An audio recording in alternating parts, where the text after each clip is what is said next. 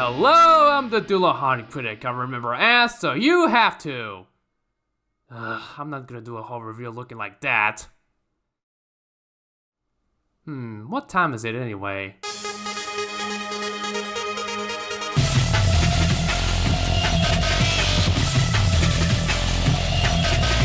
Porsche Unleashed, the car equivalent to the Quattro of Souls games.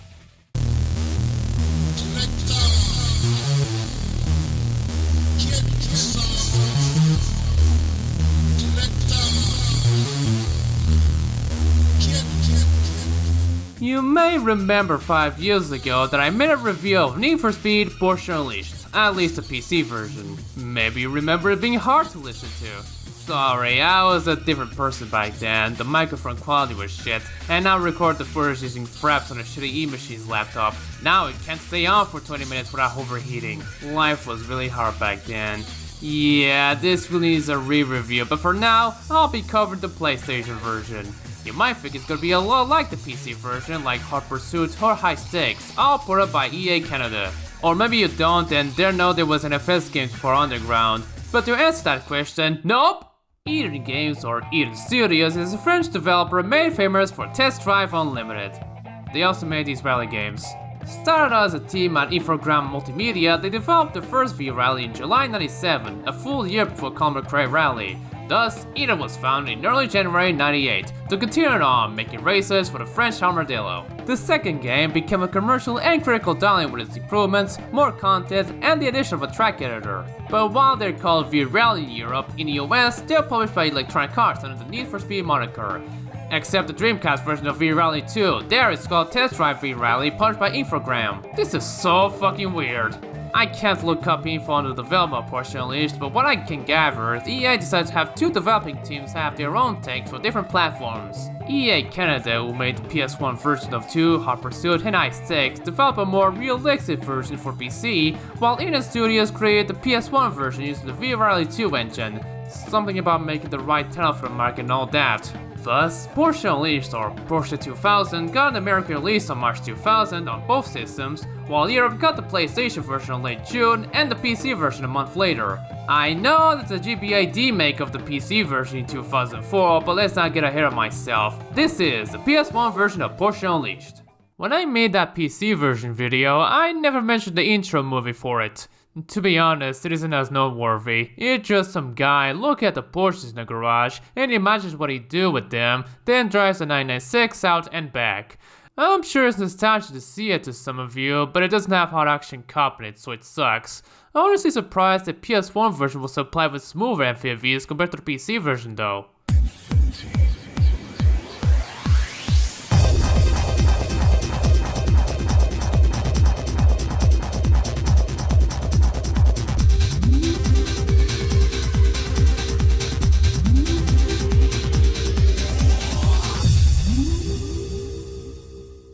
The PC version has this circle motif in the menus and loading screens. However, I think the PS1 version just nails it better. Instead of just red boxes on top of it, you have the menu buttons integrated to the circle, and I just think it works well. Shame it doesn't show a spinning car in the middle, but I don't mind the compromise.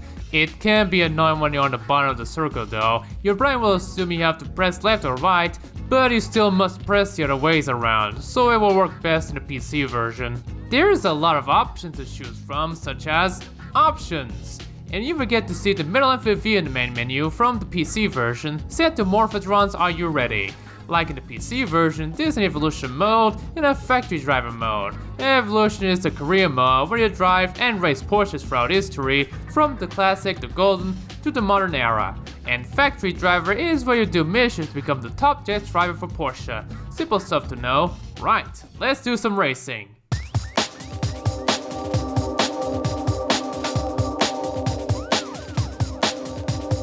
This version has the hallmarks of a 3D PS1 game: warping, lack of text for filtering, and obvious pop-up. And I love it! Though I get this feeling that the cars look a lot wider than in real life, the 959 especially.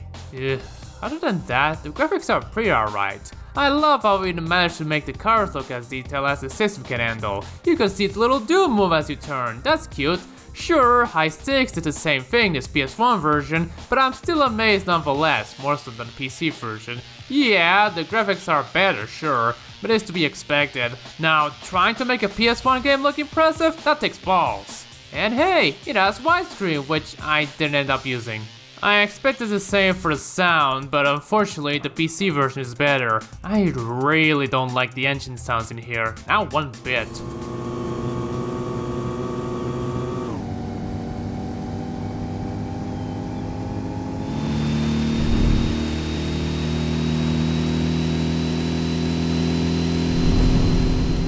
For music, this might shock you after the last two games I reviewed, but this game has racing music.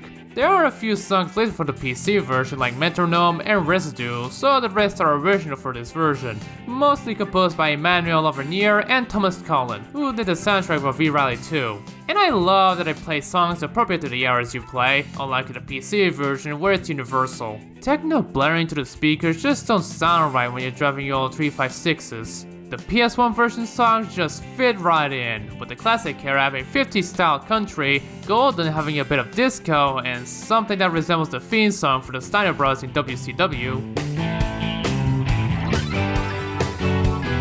And of course, the modern era with the usual techno stuff. Downside is that there's only a few race songs per era, so you have to hear the same few songs constantly compared to the PC version. I love the songs, but it gets tiresome after a while, so I keep it muted till I reach the next era. The same can be mostly said about the menu music, with era-appropriate songs and a snippet of Psychonaut for quick races. I really love the garage song in the classic era.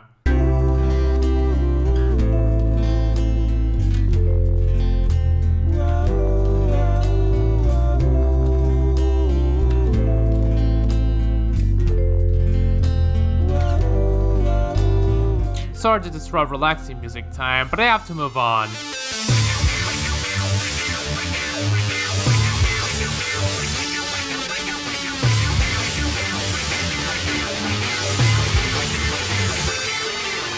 For the driving side of things, it feels well for a PS1 game, easy to drive without the shortcomings for the most part, not being oversteering and all that. It's a bit more arcadey than Scar. It sort of plays like Gran Turismo, only you can roll your car upside down, so no excuses for Polyphony to not implement that until 10 years later.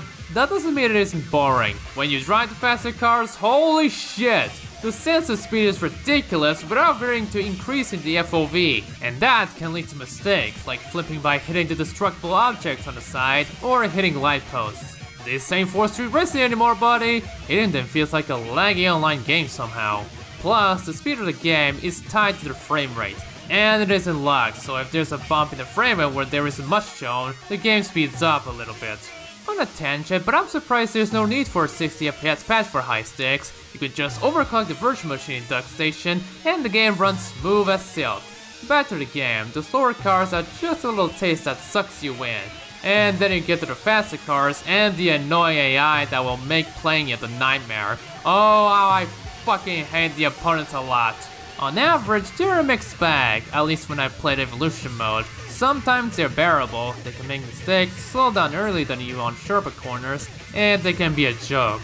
But other times, they're less challenging and more annoying. They make mistakes, but that means you'll get hit by them when tackling a corner. And them braking early can get annoying too when you're tailgating them. And even then, it's still possible to get them, so long as you drive well, which is easier said than done. And with that, it's time to tackle Evolution mode. Like I said, it's where you race through the ages in 3 hours. Unlike in the PC version, there are 3 ways to race, but one required way to finish it. The main objective of Evolution mode is to win all the class tourneys to get to the next era. So instead of having a diverse set of championships to get through, here each era has 3 class tournaments, a few single weekend races, and a few single circuit races. This is making my job easier, I think. Like in the PC version, this is a dealership for new cars and used cars. Cheaper, but also damaged, so have fun trying to fix it. You could even paint your car from a specific palette. Oh no, limitations even Eden can overcome. And yet Test Drive 6 gets custom colors in the PS1 version. Anyway, I bought my first car, a new 356, and I get to a weekend race for giggles.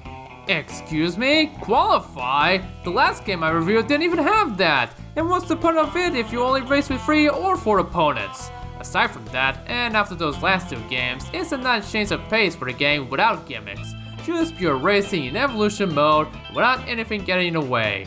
Well, except for objects in the way, like cones in the middle that slow you down. God, I hate this tunnel part. All they do is annoy me and ruin my winning chances by a lot. Plus, that damages the car. Yeah, I bet you didn't see that coming. The game has damage, much like that game. It's both visual and mechanical, and when you get there, you must pay for the fixes. And they rise up as you progress through the game. Damn inflation and depreciation. I find it annoying that the brakes fade quickly in one race, more so with a faster car. God. At least they're the cheapest to fix, but still. Anyway, the weekend races are just single race events that require a model line to enter, though usually the opponents get the higher spec model, so it's best to try grinding for a better car. Annoying, I know. They get a pin, so it's best to get to the championships. Unusually enough, for each race in the tourney, you can select one of the sections you want to race in. The event sections give you the most points if you win, but both give you the same cash prize. However, it's still a requirement to win the championship, so it's best to race in the event sessions until you clinch it. I sound like I'm guilt tripping you, aren't I? Still, other than Dirt Daytona with its dirt races, this is the only game that has that feature. Any other game has one section of racing. It's just weird, even for a Need for Speed game, alongside the qualify option. Circuit racing is just like weekend races, only you drive purpose-built race cars in purpose-built race courses. And they offer a lot of money if you win, increasingly so. They're so peppable, they're a great source of grinding. Of course, 3 out of 5 in total are challenging, enough to make your racer expensive to fix, but still, with that kind of money, it's better to risk it than buying used cars, fixing them, and selling them like in the PC version. Well, I transitioned to the golden era, and this is where I hit a bit of a snag. Oh god, its Class 1 Cup mostly has opponents with 959s, the best non-racing car in the golden era. This is gonna be a bitch to get through with any other Class 1 car. I mean, the 959 is all-wheel drive, darn it! I did manage to win the first race with the 928 GTS of all cars, but only in the novice race. Then I accidentally went to advance in the next race, and I just couldn't. Time to grind on the circuit races. The great thing about them is that the 550 race is just so damn easy, even with the rain. Easy 60 grand. Though that might take a while to get up to at least 300 grand for a 959, so I better use 917k and enter this race. Oh god! Oh god! Oh god! I mean, I won! Twice! Now with the 959, everything is just easier, except for this weekend race. Holy shit, do I fucking hate it! My god, you go so fast, and the car is actually so understeer prone that they make the race really frustrating. I kept braking and flipping the car just to try getting this opponent out of my tail. Ah! You know, if I wanna grind, I wanna go to the circuit races, thanks. Yeah, it's boring and time consuming, but when the alternatives are this, it's the best choice. Well, here's the modern era, complete with 996s and Place Japan. The car list consists of the Porsches, all of them obviously, from the first 356 prototype to the 3rd gen 911 GT1. You have the usual suspects like the 550 Spiders, the 930 Turbo, the Carreras, the Speedsters, the 959, and oh, I completely forgot about the 968. I know about the 928, the Roughs, and even the C88 concept, but the 968? I'll bet you didn't even know they existed. Amusingly, this game has some cars exclusive to this version. I have mentioned the 356 prototype, but there's also the 550 Panamericana, the 917K with its Golf library, and the entire 968 line. So that's why I forgot about them. The 959 and the GT versions of the 911 were free DLC in the PC version, but in the PS1 version they are already included, both street and race versions. Plus, they have proper libraries. Shame it doesn't have the Moby Dick or the 993 like GT1, despite being featured in the menus. Unlike in the PC version, you can't upgrade your cars. The only customization for them is just the colors for a palette. The only other thing you can do to them is to repair them. It's much like in 4 street racing, except there's actual mechanical damage, and painting after buying a car costs money too. As for the tracks, it's also a different story. Unlike in the PC version, where you're just racing across your France and Germany, here you drive in more countries: the American West, Scotland, and Japan. Bold of me to call Scotland a country. Plus, they're all closed circuits instead of point races with a few tracks in Monaco. The tracks are made out of locations integrated for easier building, something they would later do on a grander scale for the Test Drive Unlimited games. There are 5 locations with 4 tracks each, plus 3 race courses. The tracks themselves are alright in general, fast corners and right angle turns throughout them, alongside landmarks that tell you when to brake. Some tracks are memorable, the most being the shipyard track in Japan, only used in one tournament. It's set at night, start at the docks, there's a cap to jump over after the starting line, and you get on a raised road. That is amazing to see, even if it's annoying to traverse the docks part. Everything else is fine. The highlands, other than the town with its square corners, isn't as memorable. The snowy landscape in the German tracks is pretty good, to say the least. So does the French Riviera. The desert parts of the American tracks can be bland, but there is a river and canyon walls here, and it's easy to drive around. Speaking of which, you can even drive on them with tri-car in your garage. The downside is that you only drive a part of a location, hoping to save on memory. At least there's traffic and cops that chase you. Just be warned not to damage your car much before leaving. A simple diversion, but not something you should care much about. Funny how all the tourneys have a very specific order of locations, from Germany to Japan, at least when you reach the modern era. The last 2 locations are unlocked throughout evolution. And I love the changes they get when you transition to a new era. It's the kind of attention to detail that I like, and also despise. Damn cones. After winning and grinding at the circuit races to get the cars I want, for completion's sake, I have to say that Modern Era didn't bullshit me as much as Golden Era. All the races were fair, even the weekend races. The 911 GT1 race was challenging and I ended up trashing the car, but I still won and got a big payout. Sweet! With that, I managed to complete Evolution mode, and for my troubles, I got 10 million bucks! Yay! I have no use for it! Next up is the Factory Driver mode. It's where you get to do missions as a test driver, going through improvised courses and delivering cars to new owners. Although there's only like 2 missions involving them, the thing is, the PS1 version only has 12 missions in total, a third of what the PC version has. There aren't any races nor cop chasing during missions involving traffic, and it can be completed in less than an hour. That isn't to say that they can't be challenging nor frustrating, especially the last one. God, I fucking hate it! There were moments that I restarted the mission a lot, like the Alpine Slalom, due to how wide some of the marches are, and the metal part of the road being slippery. And if you hit a cone or take damage, depending on the mission, a second gets added, which can get annoying when you remember that brake fade is a thing in this game. But what makes it worse is that there's no dedicated reset option in the pause menu, so you have to abort it, wait, skip the golf to get to the mission, wait, and then get to do it again. It's a waste of time. Still, it beats the PC version because it's short.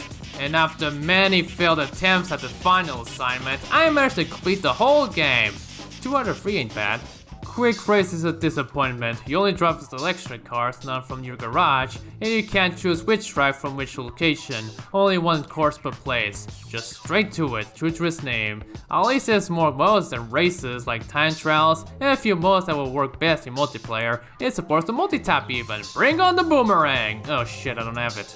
Not much to say for the rest, other than looking at the credits and check the videos. I'm actually quite a sucker for historical montages, but I also like documentary videos with narration as well, and it's such a shame those are exclusive to PC versions, just to save space for what Eden wanted. It's hard to choose which of these versions is my favorite. I lied, it's still the PC version. But the PS1 version was interesting with its career mode approach and the touches they implemented. It's just as challenging, if not as bullshit, as the PC version, and the factory driver, while cut down for this version, is still entertaining. It's a really good game. But I still prefer the PC version. I mean, this thing has multiplayer for one, but also car upgrades, customization, variety of championships and classic events, the flipping bit, and Porsche Chronicle. Still, on its own, I really like Eden's take on Porsche Unleashed. I say try it at least once, and then compare the 8 candidates take yourself. You won't regret it.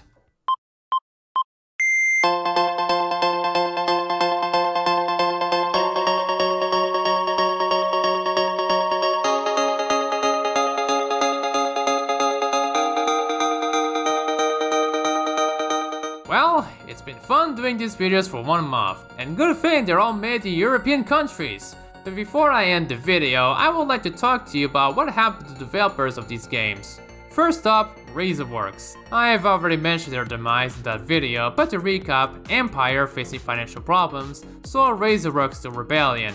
However, some of our debut developers went to cooperate on greater projects, some might even surprise you. For Milestone, they're still around. They've recently released the sequel to Hot Wheels Unleashed, and the 5th iteration arrived before that, as well as the usual yearly releases of MotoGP and SBK. EA Canada, the development team behind the PC version of Porsche Unleashed, made the SSX games, helped Black Box create some of the best Need for Speed games of the 2000s, and also helped the guys behind WCW Revenge and WWF No Mercy, the Active Corporation, make the first 2 Def Jam games. Nowadays, they're known as EA Vancouver and only stick to the safe option of making yearly sports games. And as for Eden Studios, they debuted Rally Free, renamed themselves to Eden Games, made the Test Drive Unlimited games, tried rebooting Alone in the Dark, and failed. Most of the original staff left the company around that time, then they went independent from Atari, and I guess they fell downwards, recently making mobile games. So much they got bought by some crypto-obsessed company 2022, one of the many sent to the minds of NFT, Web3, Metaverse, whatever bullshit buzzwords these tech bros loved so much. Ugh, fucking parasites. Next time, an apology for my Motorhead review. Which is funny because it was released over a month after April Fools, and I even properly titled the video outright. What am I apologizing for? Making the thumbnail looking like the European cover for Ace Combat 3? And that's the bottom line, because Stone Cold said so.